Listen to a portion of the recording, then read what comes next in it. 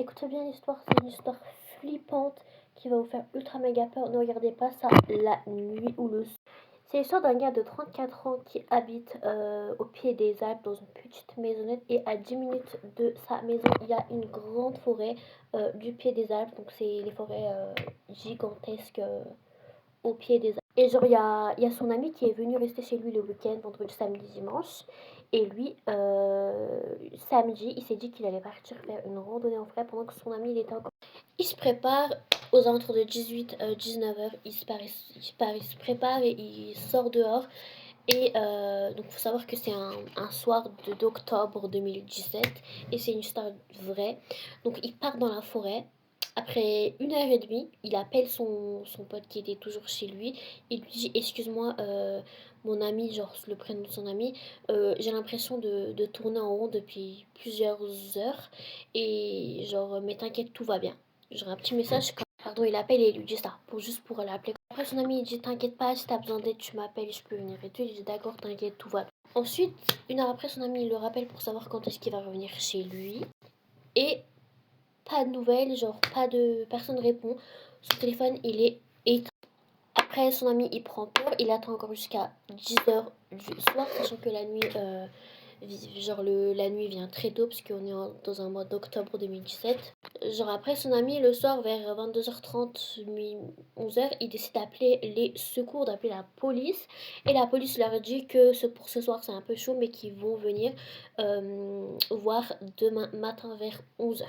Son ami s'inquiète beaucoup, bah écoutez il dort quand même, il essaie de l'appeler mais personne ne répond et téléphone il est éteint. Genre le matin à 11h, les policiers, genre les équipes de recherche, ils viennent chez ce monsieur-là.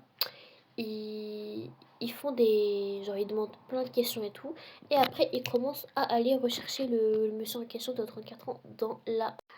Ils partent rechercher avec des équipements spécifiques. Et après plusieurs heures, il y a une équipe de recherche, une personne de l'équipe de recherche qui trouve quelque chose qui ressemble à un sac au pied d'un arbre. Tout le monde s'approche de ce sac et il le regarde, il l'ouvre et il retrouve des affaires et une batterie et le téléphone en question. C'était le sac du gars là de 34 ans qui s'est perdu et il était éteint. Et du coup, il y a une équipe spécialisée qui a pris le téléphone, qui l'a allumé, qui a regardé la trajectoire du téléphone. Ils ont tout analysé, regardé tout.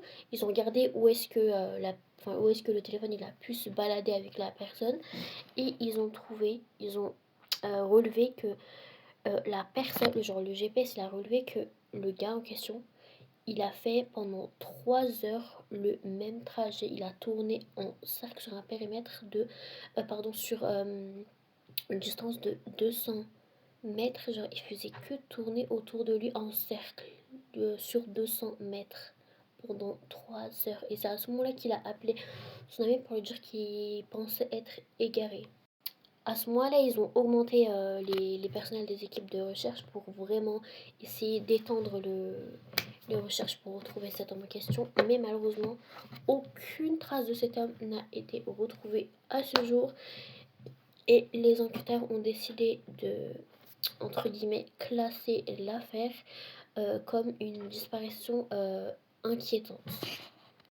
Et après ça, donc cette personne de 34 ans qui était perdue avait plusieurs amis. Ils se sont mis d'accord pour aller essayer de refaire une patrouille de recherche.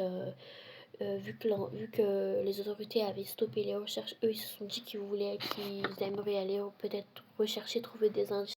Donc ils partent et ils rapportent que durant leur recherche la nuit, et bah en fait c'était une équipe de 3 personnes, c'était des amis de 3 personnes. Ils rapportent qu'ils entendaient pendant qu'ils marchaient ensemble des pas dans la forêt qui les suivaient autour et derrière eux. Et quand ils regardaient autour et derrière eux, ils regardaient partout parce que c'est une forêt, ils regardent les arbres et tout, partout autour d'eux, qu'il n'y avait personne. Et franchement, c'est une affaire réelle qui s'est passée en région Rhône-Alpes. Donc la ville, je sais plus exactement, mais c'est une histoire vraie et les autorités ont décidé de pas trop s'attarder et de pas trop genre divulguer cette disparition inquiétante pour pas attiser la peur et pour pas que les gens s'inquiètent davantage dans cette ville en question.